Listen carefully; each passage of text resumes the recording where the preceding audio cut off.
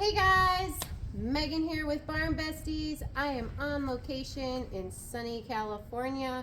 My barn bestie is back in Wisconsin. Steffi, I get to see you soon. But guess who I'm with?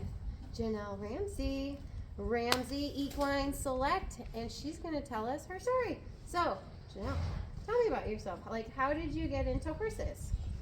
So, I lived on a street where I had a neighbor that had moved in, and we were similar age, and she came with a pony. Ooh! And so 7 years old, I'm down at her house in her backyard, and we're messing around with this pony every day. I mean, Aww. we live in a horse town, pretty much. Like Norfolk? No, Yorba Linda. Okay. It's not very horsey anymore, but we have a public arena, and there's trails and all sorts of different things through the neighborhood. Yeah, so we were always hopping on bareback, cruising down the road, and going down to the public arena, and so it was a really fun childhood, like exactly what you imagine, like bareback, halter, lead ropes, gone all day, like doing all the things. Oh, I'm so jealous. I was an only child, and there weren't too many people that were into riding. They were into football and Barbies, and that was not me. Yeah. That is so cool. And so what disciplines, or it wasn't even a discipline, it was... Yeah, so my girlfriend,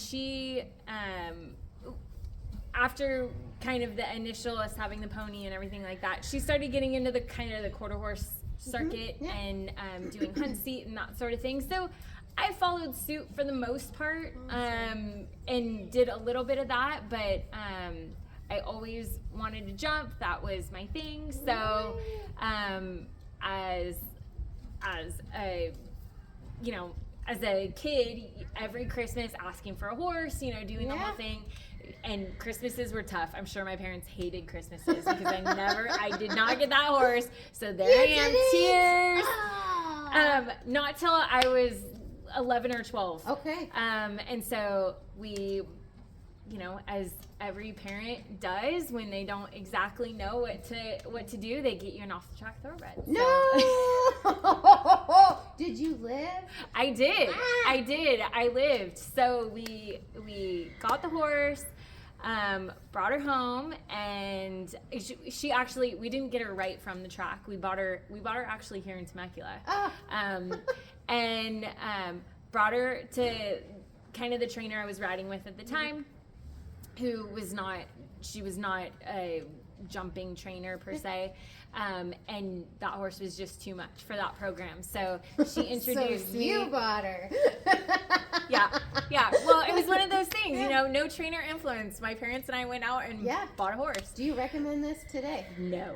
Definitely not. Sorry. Anyway, I interrupted you. So you got the horse. So the trainer I was with at the time introduced me to the trainer that I grew up with, who was a jumping trainer and did a lot of off-the-track thoroughbreds and difficult horses. And she had, so I moved to her barn, and she had like a core group of girls that were similar age to myself.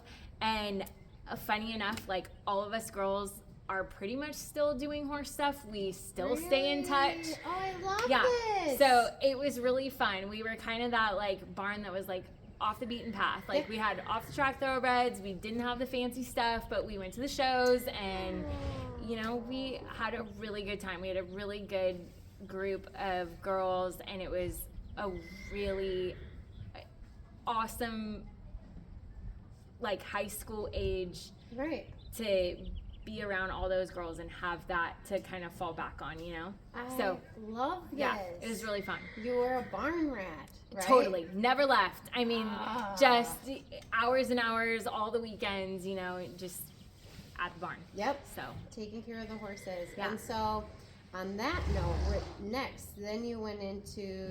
So one of the girls that I rode with that trainer, as we evolved and kind of left that barn and moved to a more professional show barn, we decided to buy an off the track thoroughbred. So we that actually, I say off the track thoroughbred. He was bred to race, but he never even went to the track. He wasn't broke. Yeah. And so we partnered on this horse, and we're gonna turn him around and sell him. That was the That's idea. where it began. And that's where it began. I knew I always wanted to have a profession in the horse industry, but I didn't want to train people. I didn't want to give lessons or anything like that. That was never my path. So it was just trying to kind of figure out where I was going to go and how I was going to make money in this industry. Yeah. And I didn't know that it would be selling horses, but at the time, obviously. Yeah. But I loved watching horses develop and training horses and doing the day-to-day in and out riding and barn stuff. So that's where it started, and we developed a business together. And I mean, we're still best friends, but she lives in Texas now and went a different direction in the horse industry, and I kept sticking with it and here doing the you sales. are. Yeah, so I think on that note, we are going to stop this video, and everyone hit the like button, make some comments, and then definitely share, and please subscribe. We are going to quiz Jonelle on what it's like starting a business with your friends. So that'll be the next series. Bye, guys. Bye.